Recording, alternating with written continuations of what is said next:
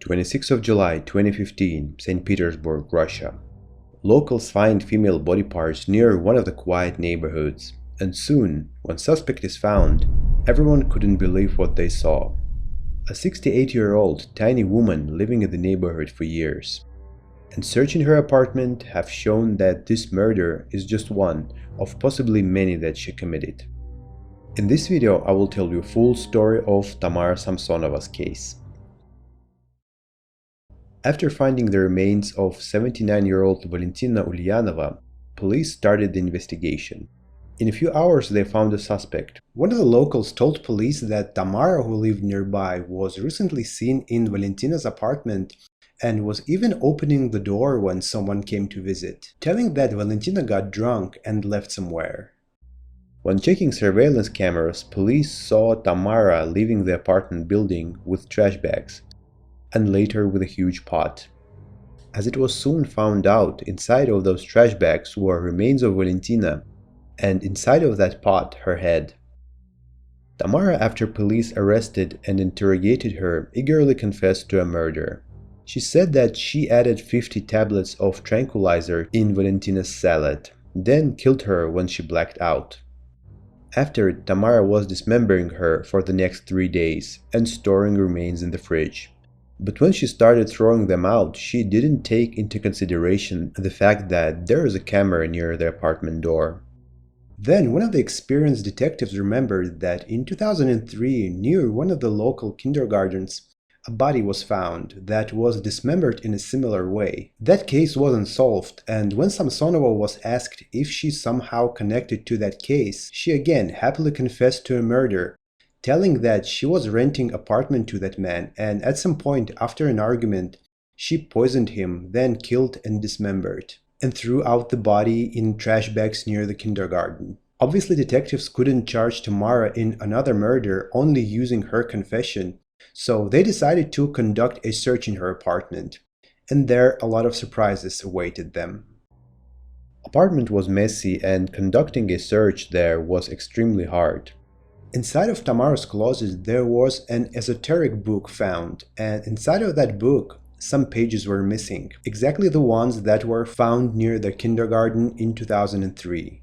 There also was a diary found, written in different languages. Samsonova used Russian, English, and German languages, and allegedly in that diary there were descriptions of 10 murders that she committed using tranquilizers. So investigators started digging deeper in life of 68-year-old Samsonova. Tamara was born in 1947 in Krasnoyarsk region of Soviet Union.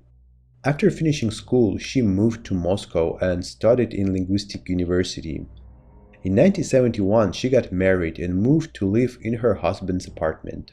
Soon she started working in a hotel that was called European. Tamara was a well-mannered and educated woman, also considered beautiful but narcissistic. She also worked as a translator and had more than 500 books at her home. But as years passed, her mental health was getting worse and worse, and this was enhancing her worst qualities. And in late 90s, Tamara's husband suddenly disappeared, and to this day we don't really know what happened to him. When talking to her friends, Tamara always told different stories. To one she was telling that he just left her, and to others she was telling that her husband died of liver cirrhosis. And what is even more suspicious, that she only reported her husband's disappearance in 2015, and at that time she had all of his documents still at her apartment. One of the neighbors also told the detectives that Tamara was showing a lot of interest in serial killer Andrei Chikatilo and his murder techniques, which she was eagerly discussing with everyone. Samsonova also was constantly arguing with her neighbors and was writing complaints on them to different government officials, including the President of Russia. Tamara was always very paranoid and thought that her neighbors were somehow entering her apartment to harm her. Вот эти соседи очень интеллигентные, культурные, хорошие люди. Очень. И они, я говорю, а как они к тебе залезают? Как они к тебе попадают в квартиру? Она говорит, а через окно, и дверь открывают, да. Все режут, и все полы режут, ей одежду режут, ногами бьют ее. Tamara was obviously mentally ill, but nobody really took her serious. What can old skinny woman do? At some point, after many written appeals of her neighbors, she was hospitalized to a psychiatric facility, but after a couple of months, she was released back home. Probably doctors thought that she cannot harm anyone. Мужчина, ее муж, нам его даже жалко. Он голодный такой, идет с работы и вот сидит здесь. А где он ночевал, может, она его пускала, может, не пускала, я тоже не знаю. After her husband's death, Tamara constantly was renting rooms in her apartment to different people, but to find out how many of them did she kill is very hard. People in Russia mostly rent apartments without any documents with payments made in cash. So if somebody would ever disappear from Tamara's apartment, it would have been very hard to connect her to it. We don't have any info when Tamara actually started killing. First victim that was found by police, Valentina Ulyanova, died because of her kindness. Local social worker asked her to let Tamara in her apartment for some time because her home was being repaired. Detectives assumed that at some point Tamara decided that she likes Valentina's flat and doesn't want to leave. Valentina was also giving Tamara money to buy clothes and shoes, and was feeding her with only one condition, that Tamara would be tidy and won't make any mess. But at some point she got very mad because Tamara left some dirty cups on the table, and they had an argument because of it, and Samsonova got scared that she will be kicked out because of it. And she decided to get rid of Valentina and take this apartment for herself. Detectives also had enough evidence to convict Samsonova in 2003 murder. As it turned out, she was renting a room to a worker from another city, and at some point they had a conflict which made Samsonova decide to kill him. Apparently all of her murders she was committing by firstly adding huge amounts of sleeping pills in the food, and then using saw so she could easily dispose of the remains.